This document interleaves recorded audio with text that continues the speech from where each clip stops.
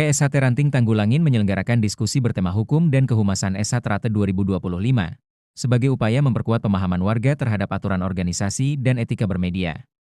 Kegiatan ini menghadirkan narasumber dari lembaga hukum dan advokasi serta Humas PSHT Cabang Sidoarjo yang memberikan pemaparan mengenai pentingnya pengetahuan hukum, pencegahan pelanggaran, dan tata kelola informasi yang baik di lingkungan SH-Trate.